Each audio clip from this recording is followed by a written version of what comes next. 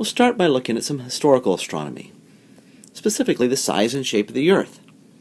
Until the 16th century, all astronomy was done with just your naked eye, just looking up into the sky. But you can do a lot of astronomy by just looking.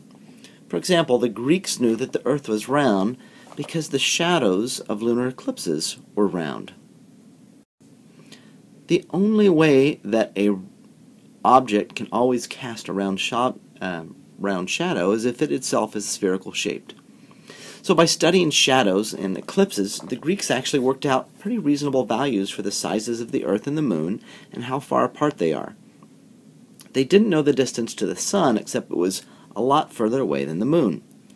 It's really a fallacy that the Greeks or the early Europeans, like Christopher Columbus, thought that the Earth was flat. Anyone who had any education at the time knew that the Earth was round.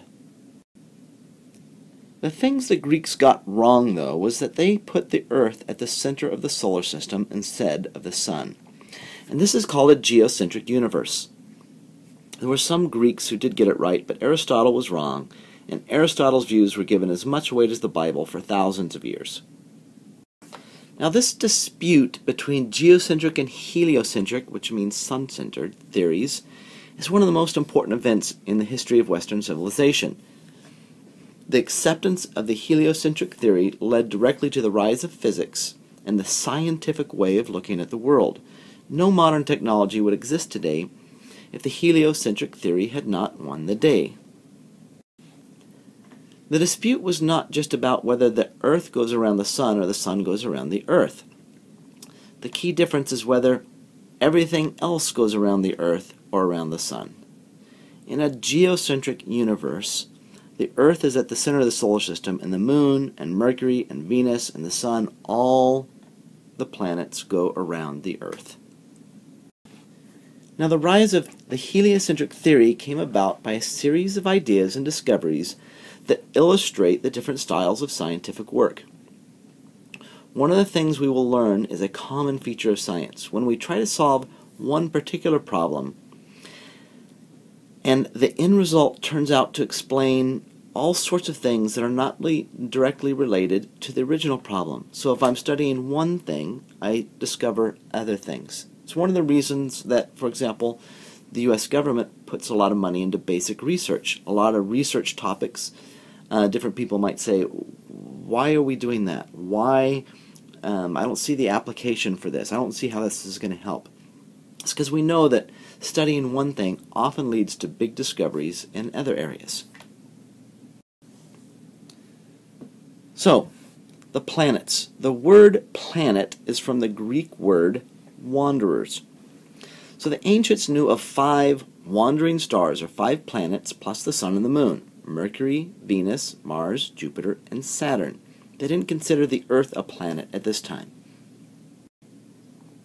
Now, of course, since the invention of telescopes, we've also had Uranus, Neptune, and Pluto. So, Pluto.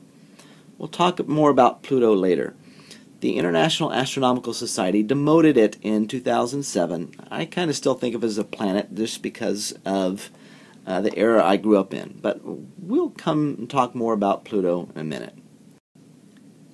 So the planets rise and set with the daily rotation of the Earth. But their positions compared to the background stars change slowly from week to week as they orbit the Sun at different speeds. Now, the planets are going to move roughly, but not exactly, along the ecliptic. Remember, that's the path that the Sun takes. So as I watch Mars go across the background stars here, we see that it goes and moves very slowly against the stars over a course of several days. But then every once in a while, it's going to turn around and go backwards. This backwards motion that it's called retrograde motion that we're trying to understand, or the early astronomers were trying to understand. Now, as we continue to watch, we'll see the Sun come into view, since this is the ecliptic, it's the path the Sun goes around the sky. We might even see some other planets. We see the Moon flipping by every once in a while. So here comes the Sun, and we see here some small other planets, like here's Venus. As it moves across, it's going to go around the Sun, or maybe that's Mercury. And then it does retrograde also. It's going to slow down. No, maybe it didn't. Here's another little planet that's doing that. Anyways, all the planets have the same retrograde motion. They'll move in the same direction for quite some time, and then every once in a while will stop, turn around, and move a different direction. So when looking at it, Mercury and Venus move side to side about the Sun. Mercury gets about 28 degrees, Venus about 47 degrees away from the Sun at any time. And Jupiter, Mars, and Saturn move along the ecliptic, and they make that retrograde or reverse motion every once in a while. The crucial point is to explain the motion so we can predict the future planet positions of the planets. Now this was really important to some of the very earliest people because they needed to know, for example, when to plant. Because, you know, sometimes in February, especially in Idaho, it'll start to warm up and you might think, oh, it's time to plant my plants. But then you'll get this late frost in the end of March, early April, and you lose all your food. Or maybe you were people that needed to follow the motions of the migratory herds. And so if you took your people too early or too late to certain areas, there wouldn't be any food there and you'd starve. So it really was important to lots of different civilizations to understand the motions of the stars and planets. So early civilizations observed the regular motions of all the heavenly bodies, which the planets they called gods, and gave names to groupings of stars, constellations, some of which we still use. They made those observations again because they needed to know the seasons for planting harvests, for when to find the migratory herds, or maybe even for religious celebrations. And so their observations of the regular motions of the planets, moon, and sun and stars led to the first attempts to make a calendar. The Egyptians are credited with the first discovery of a 365-day year and a 30-day month. Now, all the calendar attempts were less than accurate because there's really 365.24 days a year and 29.5 days per month. And the early people couldn't detect this slight difference, so their calendars got off every once in a while. A Stonehenge, for example, is an ancient astronomical device for telling time. So the ancients discovered the 5 visible wandering stars or planets, and a lot of them thought them to be gods and linked constellations and planetary motions to fortune or misfortune, a belief termed astrology. And they named and identified the zodiac, the belt of constellations along the ecliptic, or the path that the sun goes around the earth. The Babylonians produced constellation maps, and very accurate calendars have been found in caves along the Euphrates rivers. And there's lots of other these great astronomical devices for telling the time of year, like Stonehenge, which I showed, or this picture here is the bighorn medicine wheel. It was a rancher who found these rocks in this pattern on his land at one point in time, went and asked somebody about them and found out it was an ancient Indian time or of the year telling device.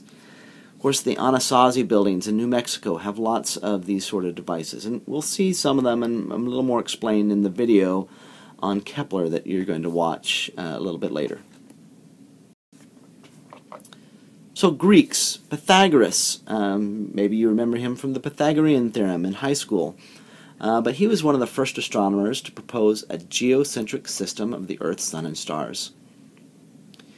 Eudoxus taught that the stars existed on a huge sphere which rotated around the Earth each day. Aristarchus countered this theory, proposed that the spheres of the planets, suns, stars, and moons stood still and the Earth rotated on its axis once per day. He also suggested a heliocentric system, but he was rejected by all the scholars of his day. Hipparchus kept records and positions of 1,000 stars and used his star chart to plot the motions of the planets very accurately. But he could never say why they moved the way they are. Finally, of course, we get to Aristotle. He was a great thinker and philosopher held in very high respect, and he proposed 55 different concentric crystal spheres around the Earth which the sun, the planets, and the moon and stars all existed. Of course, he taught that everything we see was composed of some combination of the four prime materia: fire, water, earth, and air. He made very careful records of the retrograde motions of the planets against the background stars, but could never explain it. However, his influence was so powerful that the idea of a geocentric system remained for 1800 years. So next Greek we want to talk about is Ptolemy. He lived about AD 140, and Ptolemy developed a very sophisticated geocentric theory. The basic thing he was trying to explain is why the planets move so evenly along the ecliptic. And the basis of his theory was what we call a scientific model. He had some strange things. He had circular orbits with epicycles. There's nothing at the center of an epicycle. I'll show you what one of those is in a second. So one has to think of planets making circles around an empty point in space that's making a circle around the Earth.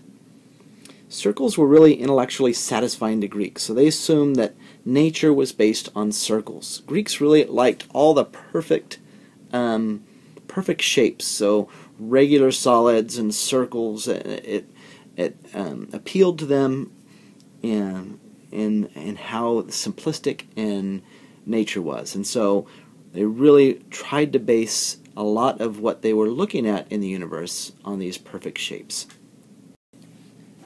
So if we look at Ptolemy's universe, we have Earth in the center, and the moon goes around the Earth. Mercury and Venus, the center of their epicycles, are tied on the line between the sun and the Earth. So they move on a circle, but it's tied, so they're always close to the sun. The sun, of course, goes around the Earth, and then the rest, like Mars, as the center of its epicycle moves around, it goes around in loops on this epicycle. So here we are. This circle around the Earth is not necessarily in the center, is called a deferent, and there's a point on it, imaginary point on the deferent that the epicycle is connected to. So as the planet goes around, it every once in a while goes backwards and forwards as it appears from the Earth.